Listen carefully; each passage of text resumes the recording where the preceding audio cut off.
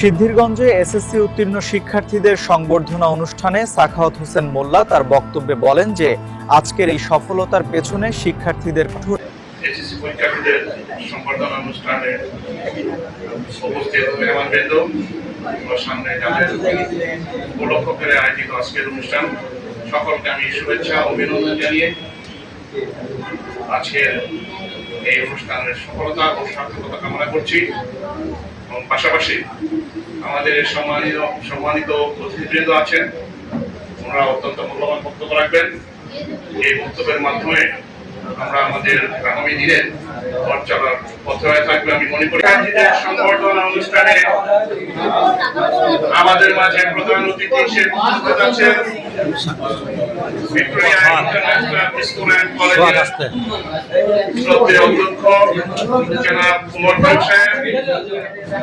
বিশেষ অতিথি হিসেবে উপস্থিত আছেন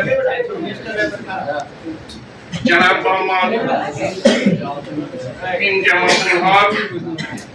বিশেষ অতিথি হিসেবে উপস্থিত আছেন পাট ও বস্ত্র মন্ত্রণালয়ের সহ ব্যবস্থাপক সানজিদা আক্তার সুমি।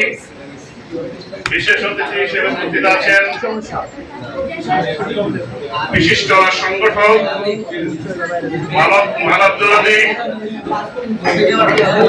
সংগঠন আত্মাইবের সাধারণ সম্পাদক আব্দুর রহমান সাহেব।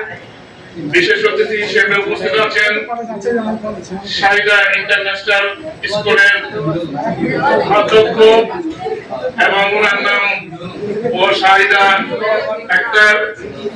বিশেষ অতিথি হিসেবে আছেন বিশিষ্ট কবি সাহিত্যিক কামাল হোসেন। এবং আজকের এই অনুষ্ঠানের আয়োজক এই সায়েন্স অ্যান্ড ইঞ্জিনিয়ারিং ইনস্টিটিউটকে যারা অক্লান্ত পরিশ্রম এবং ধীরে ধীরে এই পর্যন্ত নিয়ে এসেছেন এবং সায়েন্স অ্যান্ড ইঞ্জিনিয়ারিং ইনস্টিটিউটের আন্তরিকতা, প্রচেষ্টা এবং আব্দুল আউল সাহেবের এই মহতী উদ্যোগের সাথে আমি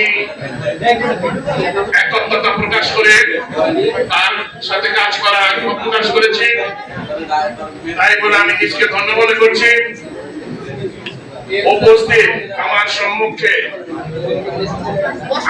আগামী বাংলাদেশ গড়ার হাতিয়ার,